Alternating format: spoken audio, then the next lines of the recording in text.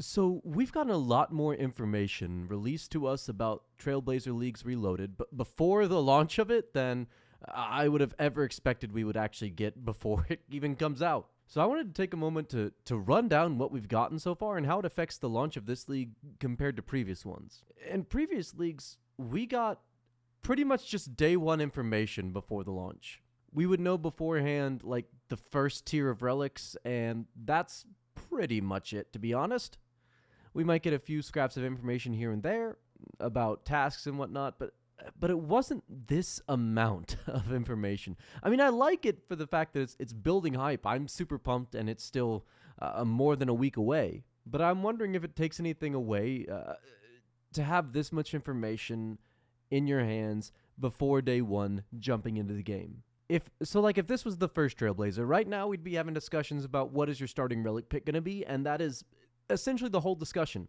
Everything that comes after that, once you've logged into the game, day one, the task list released, you're just exploring, making the plan as you go. And while I like being able to come up with some level of plan before the thing actually starts, I feel that the adventure of coming up with it on the fly is part of the appeal of leagues. So far, we've had 5 relic reveals and a bunch of the passives that we'll get with different relic tiers released. And there are still 10 more information drops to happen before the release of Trailblazer Leagues. Now, I'm certain the last one is just like everything the night before or a few hours before the launch. But how many more relics are we going to know? How many tasks, anything are we going to know before the leagues drops? I mean, already I'm really rethinking my plan that I had a few days ago in my head ready to go just from this information.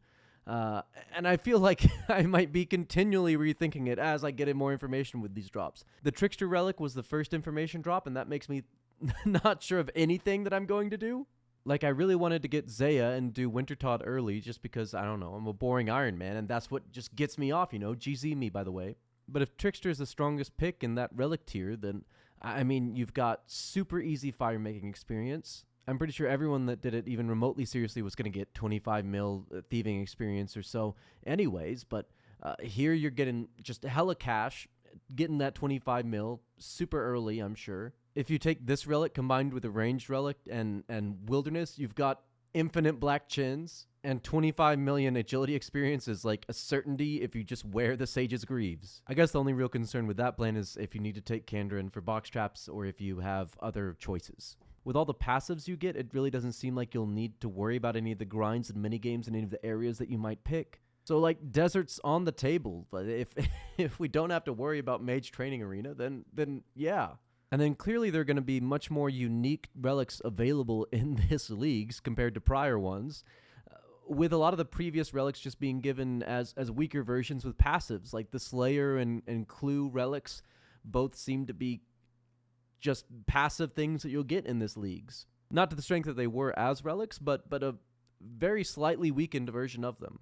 With you not being able to directly pick the Slayer task, but you get 5 times points and not quite as good of a superior rate, as well as the clue drops being stackable, but nothing being said about if you'll get the minimum steps on every clue.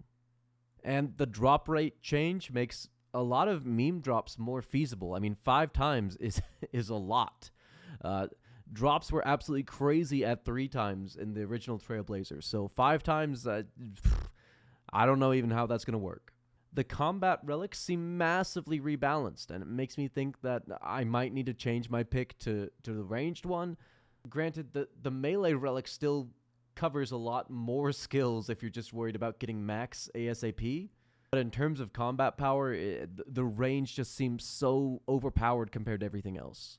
And then the information drop on today at time of recording, the Undying Retribution, just made me think, like, what even is this league going to be? I still am so confused looking at this relic. There isn't any information on it other than the base of what it does.